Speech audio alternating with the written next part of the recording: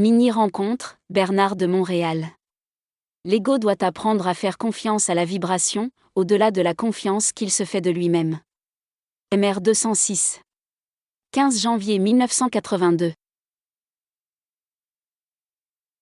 L'ego de l'homme est incapable par lui-même de transiger en justice. C'est-à-dire que l'ego de l'homme est incapable par lui-même d'être juge. Parce que l'ego de l'homme n'est pas dans l'intelligence. Si l'ego de l'homme était dans l'intelligence, si l'ego de l'homme était supporté totalement par l'intelligence, il serait possible à ce moment-là à l'ego de transiger en justice et d'établir dans sa relation interpersonnelle ce que j'appelle la loi du droit de l'homme. La loi du droit de l'homme est une loi universelle, c'est une loi cosmique qui permet à un homme qui est dans l'intelligence de transiger dans la direction de l'intelligence au-delà de toutes les conditions imposées par une structure sociale inconsciente. Mais pour que l'homme puisse faire ceci, il faut qu'il soit dans l'intelligence parce que s'il transigeait en justice en étant en dehors de l'intelligence, automatiquement il commettrait de très graves erreurs psychologiques et automatiquement il vivrait, il subirait le courroux de l'homme inconscient envers lui. Tandis que lorsque l'homme est dans l'intelligence, son comportement humain n'est pas affecté par son émotivité et la mesure de son action intelligente, consciente, télépathique, prend en considération au-delà de l'ego les aspects futurs de sa relation avec l'autre. Exemple. Si un type, par exemple, va en ville un vendredi soir et qu'il rencontre, là je prends un exemple très graphique, et qu'il rencontre, disons, une prostituée qui a la manie d'amener les hommes qu'elle rencontre à sa chambre et de leur enlever leur porte-monnaie ou leurs argents. Un homme qui n'est pas dans l'intelligence et qui voudrait pour une raison ou une autre vivre une expérience sexuelle avec cette femme, irait dans la chambre et il se ferait dévaliser. Mais si l'homme est dans l'intelligence, admettons qu'étant dans l'intelligence, il pourrait faire cette action. Je prends simplement l'expérience graphiquement pour expliquer le problème. Alors, admettons que l'homme serait dans l'intelligence et qu'il allait vers une action comme celle-ci. À un certain moment, l'intelligence pourrait le couper et faire une interférence avec son mouvement, autrement dit avec le mouvement de l'ego, et lui créer comme par exemple une crainte ou directement lui parler. Autrement dit, l'intelligence ferait une interférence. Et si l'ego était suffisamment dans l'intelligence et que astralement il était capable de se dissocier de son corps de désir, à ce moment-là, il ne vivrait pas l'expérience avec cette femme et automatiquement il ne se ferait pas dévaliser. Alors l'homme automatiquement pourrait être juge de l'action. Et être juge dans une action ne veut pas dire juger de la qualité positive ou négative d'une action. Être juge dans une action, quand on est dans l'intelligence, veut dire être capable de recevoir par vibration les dictées de cette intelligence au-delà de toutes les formes d'explication possibles de par l'intelligence qui ne servent pas réellement à l'ego, qui le fatiguerait, même si l'intelligence avait à expliquer à l'ego pourquoi tel mouvement, tel mouvement, tel mouvement. Et si l'ego pouvait correspondre directement par vibration avec cette énergie de l'intelligence, l'ego serait automatiquement juge de la situation. Il jugerait de la situation, même s'il n'avait pas tous les paramètres de l'équation. Et ça, c'est très difficile. C'est très difficile parce que l'ego a tendance toujours à vouloir comprendre la raison de son comportement. L'ego qui va aller vers cette femme va chercher à comprendre pourquoi il y a obstacle à son mouvement vers sa chambre. Mais s'il était dans l'intelligence, il n'essaierait pas de comprendre pourquoi l'intelligence fait interférence à son mouvement. Il suivrait simplement l'énergie et automatiquement, il s'en suivrait qu'il ne serait pas affecté par la conduite de cette femme. Et cette expérience, elle se rapporte à tous les niveaux de notre expérience humaine. Dans la vie, à cause de la façon dont nous avons été élevés, à cause du fait que nous pensons, à cause du fait que nous cherchons à comprendre la logique des événements, à cause du fait que nous essayons de reconnaître la valeur positive ou négative d'un événement, il nous est incapable de réaliser qu'un événement ou qu'une expérience dans notre vie n'est que le rapport qui existe entre soi-même et l'intelligence pour une expérience quelconque, pour nous amener éventuellement à ne plus souffrir de l'expérience, mais à simplement pouvoir vivre de l'énergie de l'intelligence sans que l'expérience elle-même soit qualifiée comme étant positive ou négative. On a beaucoup de difficultés de se dégager de la valorisation d'une expérience. On n'est pas capable d'agir, point, c'est tout. On agit, mais toujours en plus ou en moins. Ils disent qu'on agit comme des comptables. On cherche toujours le pour ou le contre, le débit ou le crédit d'une expérience, et on ne doit pas faire ça parce que notre vie, c'est pas de nos affaires. Notre vie devient de nos affaires lorsque nous sommes dans le pouvoir de la vie, c'est-à-dire lorsque nous sommes dans l'intelligence de la vie. Et à ce moment-là, notre vie devient de nos affaires, fait partie de nos affaires, parce que notre vie, à ce moment-là, est sous le contrôle vibratoire de l'intelligence, harmonieusement intégrée à nos principes inférieurs, de sorte que nous vivons une totalité, une unité de conscience. Mais tant que nous ne sommes pas dans cette intelligence, tant que nous ne sommes pas capables de reconnaître vibratoirement la présence de cette intelligence et l'instantanéité de cette intelligence dans tous les aspects de notre expérience humaine, notre vie n'est pas de nos affaires et l'ego automatiquement cherche à reconnaître une valeur positive ou négative pour se l'approprier. Et en se l'appropriant, automatiquement, il se console. En se l'appropriant, si la valeur est positive, il se condamne à se reconnaître comme étant ceci ou cela, comme étant bon ou mauvais, comme étant plus avancé qu'auparavant, ainsi de suite. Autrement dit, l'ego développe une attitude de comparaison dans son comportement.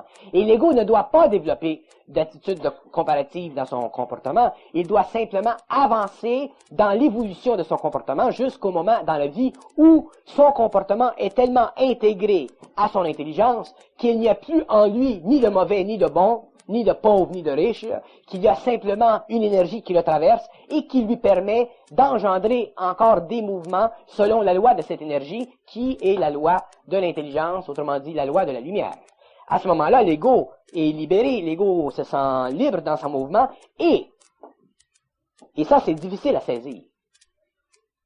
Et à ce moment-là seulement à ce moment-là, il est permis. Et quand je dis permis, je ne dis pas permis dans un sens moral. Je dis, il est permis dans un sens de capacité à l'ego de vivre des expériences qu'il ne pourrait pas vivre autrement. Pour que l'ego vive des expériences de toutes les sortes, pour que l'ego puisse vivre de la vie à tous les niveaux, qui coïncide avec le mouvement de l'intelligence en lui, cherchant constamment à raffiner ses principes, il faut que lui, en tant qu'ego, soit désengagé de la valeur positive ou négative de l'expérience. Et c'est difficile pour l'ego parce que l'ego vit d'une façon dualistique. L'ego vit en relation du bien et du mal, du bon ou du mauvais.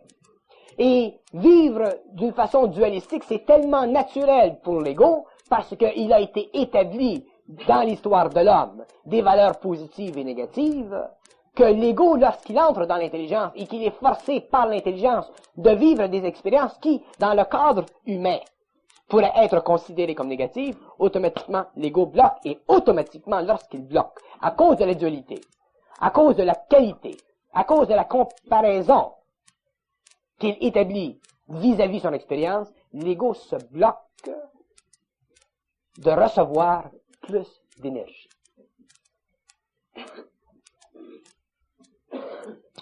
Parce qu'il y a une loi, une des grandes lois de la descente de l'intelligence supramentale sur la Terre, que les hommes connaîtront avec les années, c'est que l'intelligence n'a pas de qualité. L'intelligence n'a pas de qualité. L'ego cherche une qualité pour se sécuriser lui-même. Alors, si l'ego se cherche une qualité positive, il se sécurise dans une qualité positive. La spiritualité en est un exemple. Si il vit une expérience contraire à la norme sociale, et que son expérience est considérée comme négative, automatiquement, il s'insécurise. Alors, d'un côté ou de l'autre, il s'insécurise parce que la sécurité spirituelle qui provient d'une qualité positive est une forme voilée d'insécurité, et l'insécurité négative provenant d'une expérience négative aussi provient d'un niveau d'expérience qu'il doit vivre, mais dont il ne comprend pas la teneur, et à cause de ceci, se qualifie négativement vis-à-vis l'expérience. C'est pour ça que je dis souvent, l'homme comprendra dans le temps que lorsqu'il est dans l'intelligence, le bien et le mal n'existent plus. Ce ne veut pas dire que l'homme n'est pas bon, ça ne veut pas dire que l'homme peut commettre le mal. Ça veut dire que l'homme, étant dans l'intelligence, ne vit que d'intelligence et que son action sur le plan social ne peut être que créative. Mais étant créative, elle engendre des forces, et les forces qu'elle engendre peuvent créer dans un mode social ou dans une forme sociale des réactions qui peuvent être interprétées comme étant négatives plutôt que positives. Exemple, vous avez, comme j'ai déjà expliqué, vous avez, je sais pas, moi, la belle-mère qui est à l'hôpital puis qui veut que vous la visitiez tous les vendredis puis à tous les mercredis, et si vous y allez pas, elle va faire une crise puis elle va mourir. Et vous, naturellement, à cause de vos bons sentiments, vous allez à l'hôpital, et pendant que vous allez à l'hôpital, vous mourrez, mais elle vit.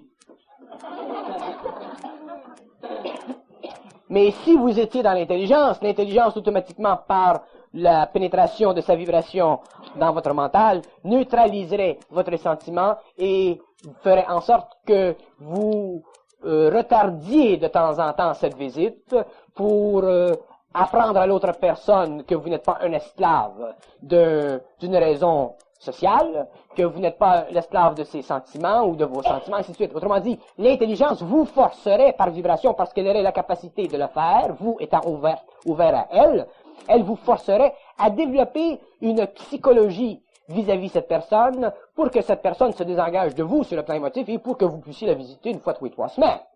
Ce qui est beaucoup plus raisonnable.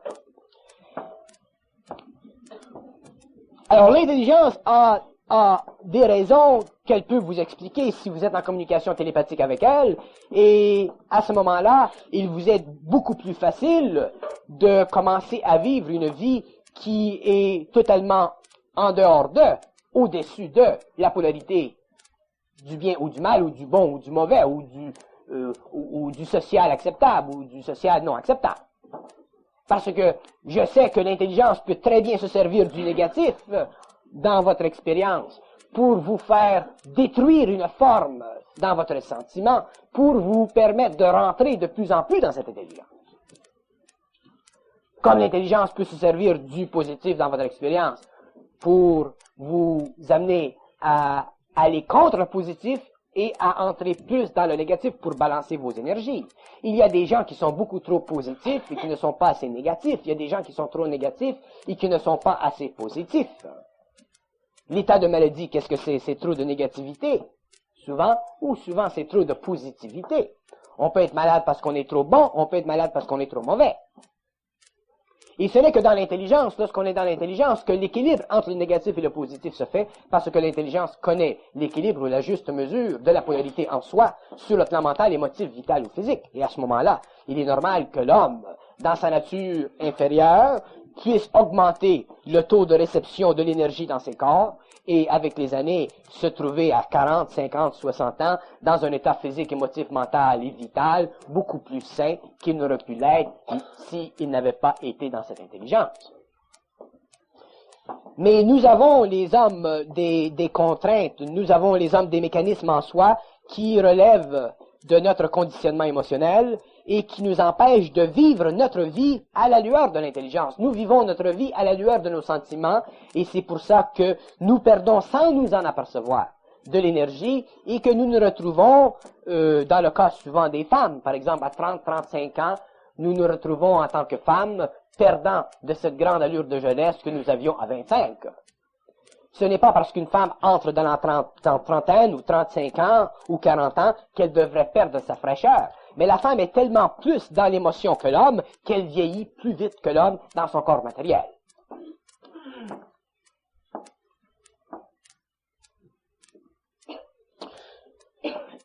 Nous réaliserons avec le temps que le pouvoir de l'émotivité dans l'être humain est un pouvoir ascendant, c'est-à-dire que le pouvoir de l'émotivité, c'est un pouvoir qui va de plus en plus vers une croissance technique. Et quand je dis vers une croissance technique, je veux dire vers une croissance qui se fait éventuellement autosuffisante à un tel point que l'homme ne peut plus vivre sans cette dépendance, sans cette drogue qui est l'émotivité.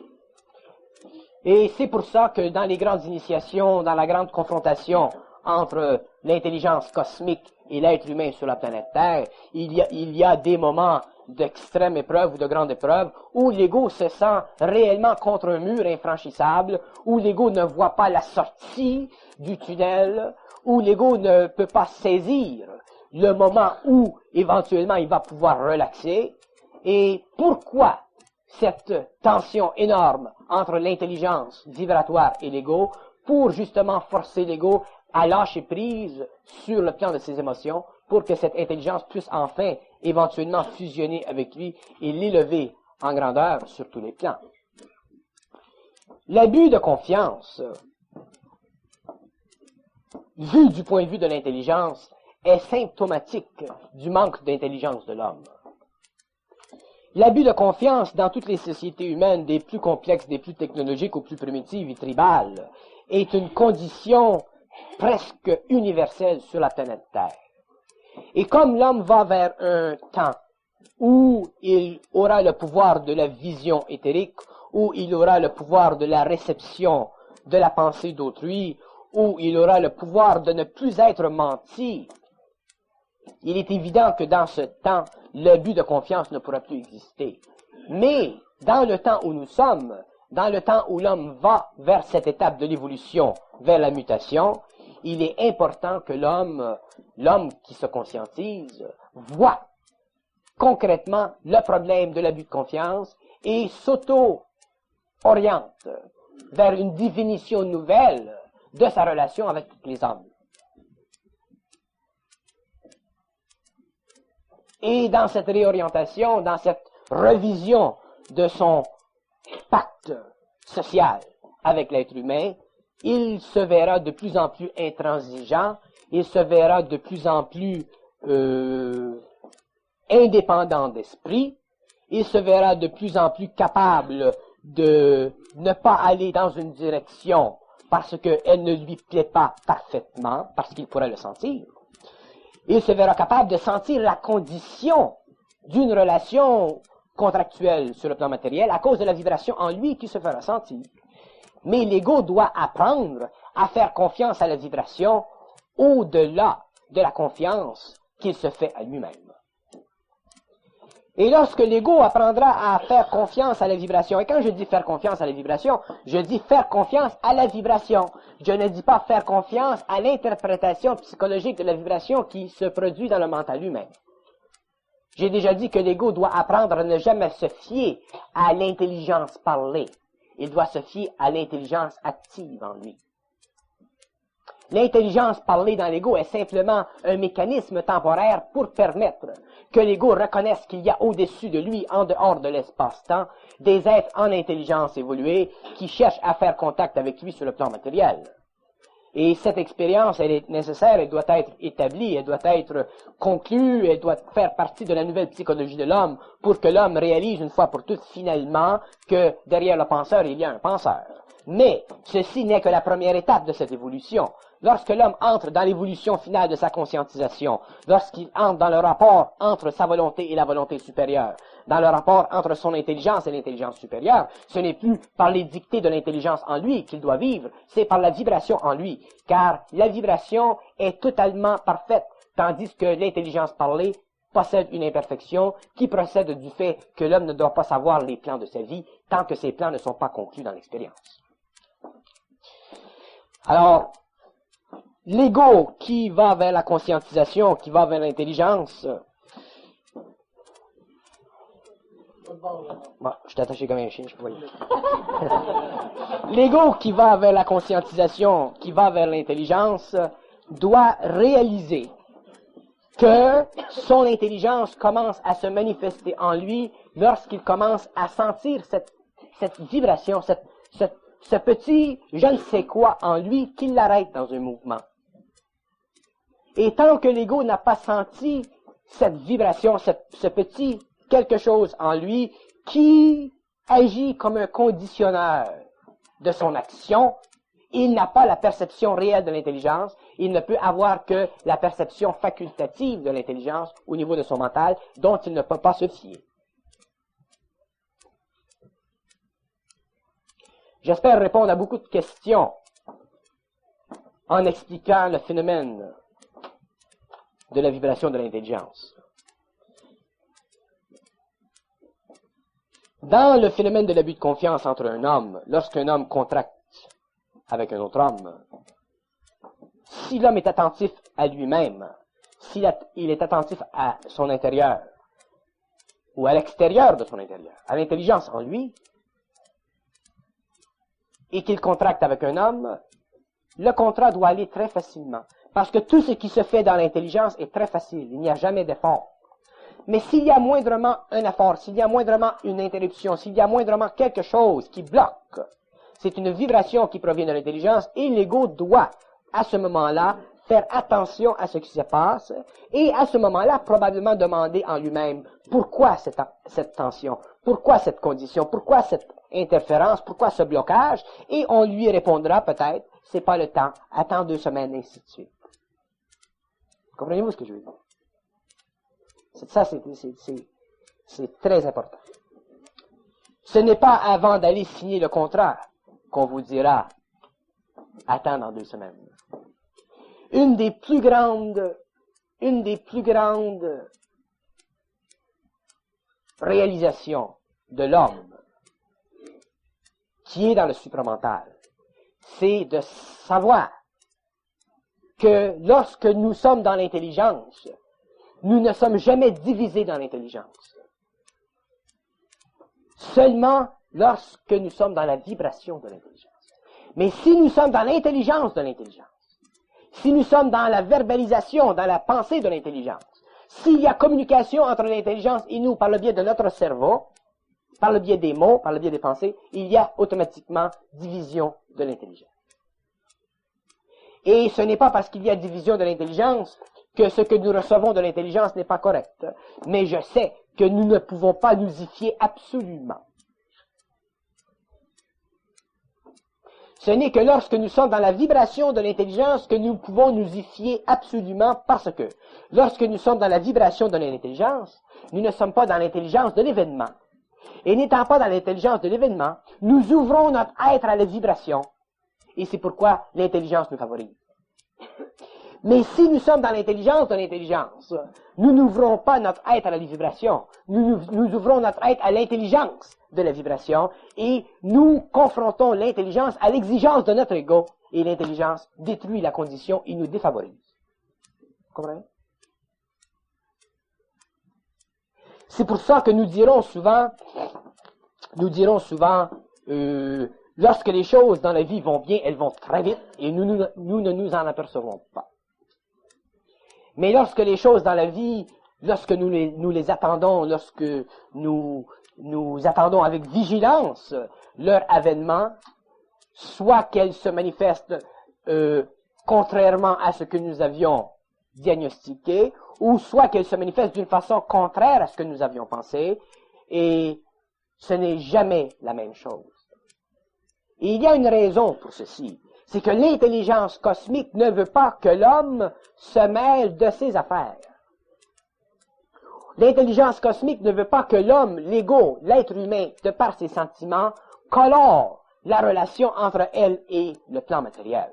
L'intelligence veut descendre dans l'homme par vibration, par énergie, et elle veut que l'homme réponde à cette énergie. Elle ne veut pas que l'homme réponde à l'intelligence de l'intelligence, autrement dit à cet aspect de l'intelligence manifesté dans son cerveau par voie télépathique mentale verbalisée. Alors, je ne nie pas l'importance de la communication télépathique, mais je nie l'absolu caractère de l'intelligence télépathique. Parce que, et vous verrez la raison pour laquelle je parle ainsi, si l'homme, et vous verrez la raison que justement les gens refusent d'accepter quand ils viennent dans les séminaires. Quand les gens viennent dans les séminaires au début, ce sont des gens qui sont inconscients et qui reconnaissent implicitement qu'ils ont un libre arbitre. Alors moi, j'explique la nature de l'homme, j'explique la nature de la pensée, je leur fais reconnaître ou voir potentiellement que l'homme n'a pas de libre arbitre, qu'il y a derrière l'homme un penseur, qu'il y a des intelligences en action, et automatiquement l'ego va contre ça, parce que l'ego est habitué au libre arbitre, et l'ego n'aime pas ceci, c'est normal. Et ensuite, l'ego s'ajuste, et souvent la communication télépathique s'établit, ou l'accordéon commence à se développer en soi, on commence à sentir les vibrations, et l'ego commence à sentir qu'il y a en lui autre chose. Mais, une fois que l'ego a accepté la dualité cosmique de l'homme, en dehors de l'unité partiale de sa vie inconsciente, il s'aperçoit qu'il voudrait demeurer dans cette dualité. Alors, au début, il ne veut pas cette dualité, c'est lui qui fonctionne, il a le libre arbitre, il fait ce qu'il veut dans la vie, et vous lui dites que ce n'est pas comme ça, il se fâche, ainsi de suite, l'initiation commence, et là, aussitôt qu'il a commencé à réaliser qu'il y a effectivement dualité, qu'il y a contact télépathique, ainsi de suite, qu'il a accès à l'intelligence de l'intelligence, là, il est content. Mais il doit réaliser qu'ensuite, il doit revenir exactement comme il était avant, mais conscient. Alors, l'ego, sans cela, si ce n'était pas ainsi, l'homme serait un piètre python. Il serait un piètre robot. Moi, si je ne faisais pas ma vie comme je le sens par vibration, et que j'étais obligé toujours à toutes les minutes de demander, est-ce que je fais ceci? Est-ce que je vais pisser? Est-ce que j'achète un automobile? Est-ce que j'achète des carottes? Je serais un robot. Mais au début, avec la force de pénétration de cette intelligence dans l'homme, il est évident qu'au début, on a tendance à se fier à l'intelligence et à se fier. Et je vous dis que vous devez apprendre à ne pas vous fier à l'intelligence, à ne vous fier qu'à la vibration. Et ce n'est pas aussi facile que l'on s'imagine, parce que si on se fie à l'intelligence, au début, c'est plus facile parce que il y a dans l'intelligence du matériel psychologique qui peut convenir à l'ego, parce que l'ego pense. Et l'ego a un cerveau qui peut décoder cette information. Mais l'ego s'aperçoit dans très peu de temps qu'il se fait jouer des tours. Mais lorsque l'ego a dépassé la nécessité de catégoriser l'information, lorsqu'il a dépassé la nécessité de saisir avec son ego mental inférieur l'information, lorsqu'il a dépassé la nécessité de vouloir parler avec l'intelligence, à ce moment-là, il commence à vivre de l'intelligence. Et lorsque l'on vit de l'intelligence, on ne meurt plus. Mais lorsque l'on parle de l'intelligence, on peut mourir. Parce que lorsque l'on parle ou avec l'intelligence, le contrat entre la matière et l'esprit n'est pas terminé. Pour que le contrat entre la matière et l'esprit soit terminé, pour que l'esprit ou la vibration soit descendue jusque dans la matière, il faut que l'ego en tant qu'être ne s'occupe plus de l'intelligence, mais ne s'occupe que de l'énergie de l'intelligence. Et à ce moment-là, lorsqu'il s'occupe de l'énergie de l'intelligence, lorsqu'il est capable, déjà le signe est établi dans sa vie qu'il ne vit plus psychologiquement, qu'il ne vit que vibratoirement. Et ce n'est que lorsque l'ego ne vit que vibratoirement qu'il est plein de l'énergie et que tous ses principes sont alimentés par l'énergie et qu'il commence lentement sa route vers l'immortalité. Certains m'ont dit, comment se fait-il que Madame de Sergerie, elle est morte et qu'on lui avait annoncé l'immortalité? Ce n'est pas parce que l'on vous dit que vous êtes immortel que vous êtes immortel. Parce que lorsque l'on vous dit que vous êtes immortel, on peut vous dire que vous êtes immortel, mais demandez en quelle année vous commencez votre immortalité. Et si on vous dit que vous serez immortel dans la 3e incarnation, ça ne vous sert plus sur le plan matériel aujourd'hui. Si on vous dit que vous êtes immortel plus tard, ça vous ne sert plus aujourd'hui. Alors, pour que l'homme se réalise dans l'immortalité,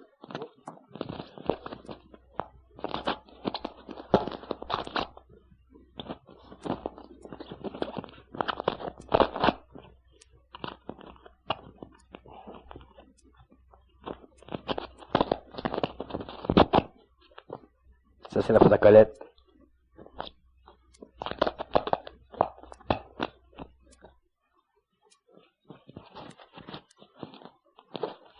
Excusez-moi. Pour que l'homme se réalise dans l'immortalité, il faut qu'il se réalise dans l'énergie. Est-ce que vous entendez en haut? Il faut qu'il se réalise dans l'énergie. Et se réaliser dans l'énergie veut dire ceci, qu'il y ait en lui une suspension totale au niveau de son ego, de l'inquiétude de sa vie matérielle. C'est lorsque l'homme est capable de vivre sa vie matérielle en dehors totalement de l'inquiétude psychologique vis-à-vis sa vie matérielle, que ce soit la santé, que ce soit ci ou que ce soit ça, qu'il est capable de vivre de l'énergie de l'intelligence et qu'il avance lentement vers l'immortalité. La raison pour laquelle j'explique ceci, c'est parce que nous arrivons lentement vers une étape où il nous sera donné de reconnaître des aspects de l'homme qui ne conviennent pas à la psychologie de l'homme. Des aspects de l'homme qui transigent d'une façon très rude et très abrupte avec la psychologie de l'homme, avec la mémoire de l'homme. Et pour que nous puissions absorber simplement l'énergie de ces révélations, il nous faut, en tant qu'égaux, être capable de nous dissocier totalement de la valeur psychologique de notre vie matérielle.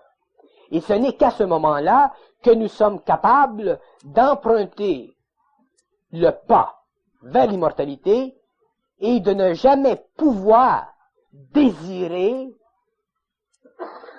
l'immortalité. Pour que l'homme soit immortel, pour que l'homme aille vers l'immortalité, il faut qu'il ne puisse pas désirer l'immortalité. Parce que si l'homme désire l'immortalité, il y a une partie en lui qui fait partie de son insécurité foncière, qui le rattache à la matière de son corps matériel. Vous savez, dans l'intelligence, dans le jeu de l'intelligence, dans les lois de l'intelligence, dans la vibration de l'intelligence, dans l'intelligence et sa perfection, il n'y a aucune place pour l'imperfection. Et l'imperfection de l'homme, elle est fondée sur quoi? Elle est fondée sur la valeur qu'il met sur sa vie matérielle. Et aussitôt que l'homme est attaché moindrement à sa vie matérielle, il est dans l'imperfection de son sentiment humain et il est dans la catégorie de ces êtres qui préfèrent mourir lentement que mourir éventuellement.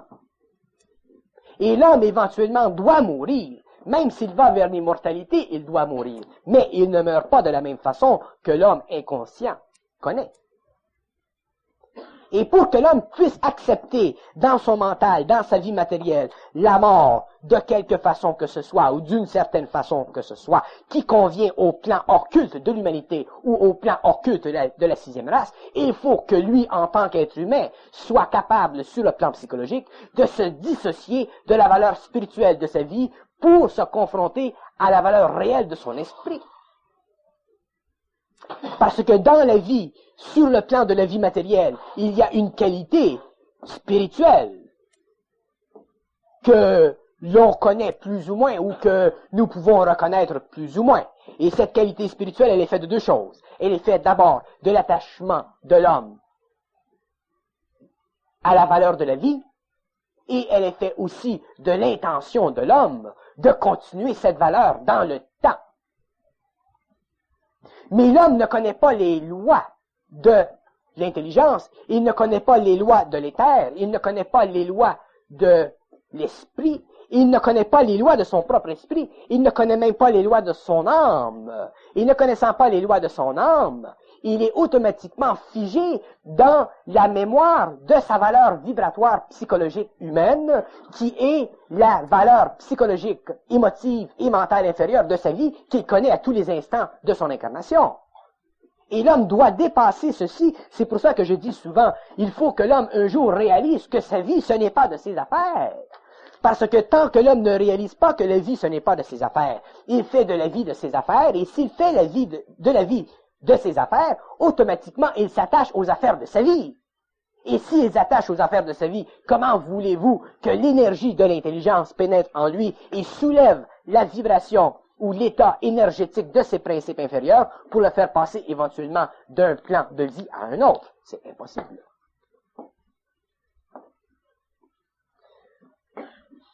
Alors, je fais ce rond-point dans la discussion et je reviens au point de départ pour expliquer l'importance que vous ne pouvez pas comprendre aujourd'hui sur le plan vibratoire, mais que vous pouvez saisir sur le plan psychologique. L'importance de ne jamais, en tant qu'homme, dans nos relations avec les hommes, de ne jamais être assujetti à l'abus de confiance. Mais quand je dis ceci, je dis beaucoup de choses que je ne dis pas aujourd'hui. Je dis, par exemple, lorsqu'un homme est dans l'intelligence, lorsqu'un homme est dans la vibration de l'intelligence, ce n'est plus les conditions de sa relation avec les hommes qui comptent.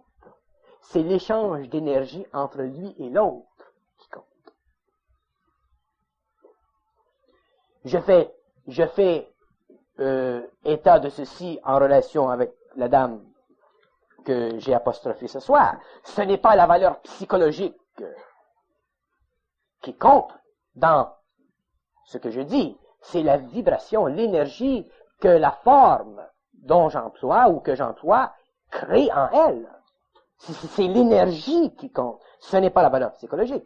Si la dame dépasse la valeur psychologique, elle croit dans sa propre intelligence, dans sa propre vibration, parce que cette énergie, n'étant pas conditionnée par l'ego, elle a une puissance qui n'est pas arrêtable, qui ne peut pas être arrêtée par l'ego, qui ne peut pas être rationalisée par l'ego. Alors automatiquement, l'ego se désengage, se désengage, se désengage, se désengage. Et c'est la même chose au niveau de la vie. Dans nos rapports avec les hommes, si nous avons à contractuer et que nous devons, dans une situation quelconque, ne pas subir ou être assujettis à l'abus de confiance, nous sommes, à certains moments, obligés, par vibration, d'agir d'une certaine façon. Et ce n'est que lorsque nous agissons d'une certaine façon, selon le mode vibratoire de cette énergie, que nous délogeons en nous des aspects de notre mémoire émotive et que nous construisons le pont entre la matière et l'éthérique. Parce que le passage de l'homme vers l'immortalité, le passage de l'homme vers l'éthérique, le passage de l'homme d'un plan d'énergie à un autre, il doit se construire, ce passage. Et il ne peut pas se construire avec de bonnes intentions. Les bonnes intentions ne peuvent mener l'homme qu'à la mort et qu'à une mémoire résurrective sur le plan astral.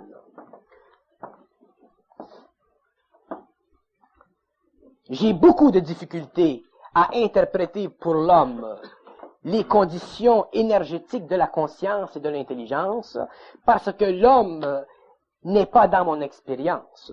Et comme l'homme n'est pas dans mon expérience et qu'il acquiert et qu'il avance lentement vers mon expérience, il se produit que je dois employer un très grand nombre de rencontres ou une vaste échelle de temps pour amener cet homme par vibration seulement et non par conditionnement psychologique ou déconditionnement psychologique à réaliser des aspects du réel en lui qui ne conviennent aucunement à son ego, mais qui conviennent à l'esprit de son intelligence.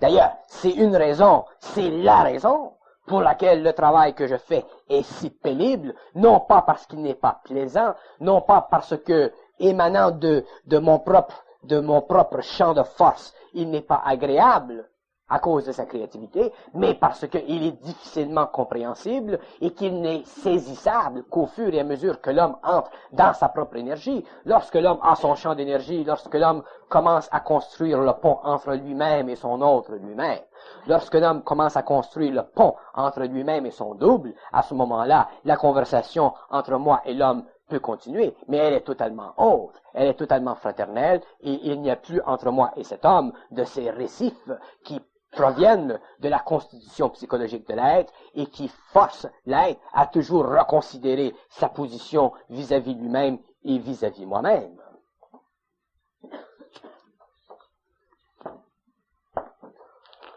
C'est pour ça que je suis très content aujourd'hui qu'il y ait des gens parmi vous qui commencent lentement à organiser des rencontres ou des activités selon leur vibration, selon leur caractère, selon leur mode d'approche, qui conviennent parfaitement à l'intelligence en eux et qui me soulagent sur le plan du travail.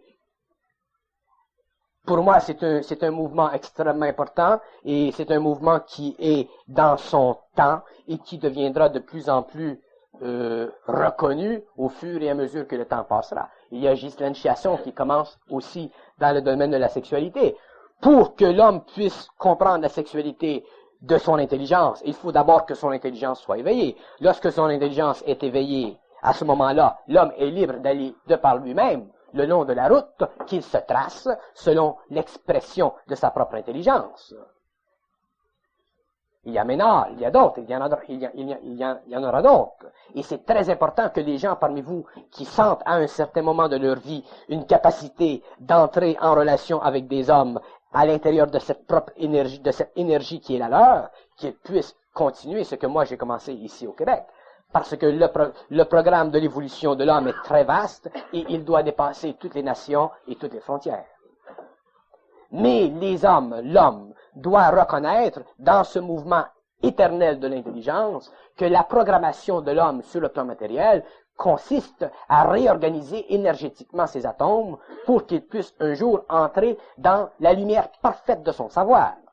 Et il n'y a aucune, c'est pour ça que je dis toujours, ceux qui ont la force de continuer avec nous, que ces gens continuent, et que ceux qui ne se sentent pas en force pour continuer, qu'ils se retirent, et qu'ils ne sentent pas en eux de perte, ou qu'ils ne sentent pas en eux d'amertume. Mais l'homme qui va vers une autre vie, qui va vers un autre cycle de vie, doit apprendre à réaliser que ce qui se passe dans sa vie intérieure, sur le plan de l'énergie, est une condition qui ne peut pas se discuter, qui ne peut pas être expliquée d'une façon rationnelle, mais qui ne peut être expliquée que d'une façon supramentale qui ne conviendra jamais à l'ego, qui ne conviendra jamais à la psychologie de l'homme, puisque l'intelligence supramentale est anti-égo. L'intelligence supramentale doit construire de toutes pièces la nouvelle psychologie de l'homme. Et la psychologie de l'homme qu'elle construit n'est pas pour l'homme qui la vit, elle est pour l'homme qui en exploite la diffusion dans le monde. La psychologie, moi je ne vis pas de psychologie, je ne peux pas penser. Alors, si je ne peux pas penser, la psychologie pour moi n'a aucune satisfaction psychologique, n'a aucune satisfaction mentale. Mais si je parle avec vous, là à ce moment-là, cette intelligence qui se manifeste d'une façon autre devient dans notre rapport, une psychologie nouvelle. Et c'est comme ça que l'homme doit développer sa psychologie, non pas pour lui-même. Lui-même doit être vide dans le mental, rempli de la vibration de l'intelligence. Et lorsqu'il est en discours avec les hommes, qu'il est en relation avec les hommes, c'est à ce moment-là que, s'il est capable de vivre de cette vibration, il pourra manifester envers les hommes un état de comportement qui représentera pour les hommes une psychologie foncièrement créative et foncièrement en harmonie avec les lois de l'univers. C'est pour ça que je dis, ne vous attendez jamais dans 1 mois ou 1 an ou 10 ans que je convienne avec votre esprit. Je ne peux pas convenir avec votre esprit parce que votre esprit n'est pas encore dans sa potentialité. Votre esprit n'est pas encore dans son intelligence. Lorsque votre esprit sera dans son intelligence, il n'y aura plus de convenance entre nous et il n'y aura plus même de besoin entre moi et vous de nous rencontrer. Et à ce moment-là, vous serez dans votre propre énergie. Alors, en attendant, tant que nous continuons ce travail, il est important que les gens s'habituent de plus en plus à être capables d'absorber vibratoirement l'énergie de ce que je dis. Et si ça ne plaît pas à l'ego, si c'est difficile à l'ego, si ça fait mal à l'ego, si ça fait pleurer l'ego sur lui-même, sachez donc une fois pour toutes que je vous aime d'une façon qui ne convient pas non plus à l'ego. Si je vous aimais d'une façon qui convient à l'ego, vous ne pourriez pas avancer. Vous seriez attiré à moi, je serais pour vous un maître spirituel d'un ordre quelconque, mais je ne vous rendrai aucun service. Parce que vous êtes rendu à un point où ce n'est plus de l'homme que vous devez vivre, mais de votre propre intelligence.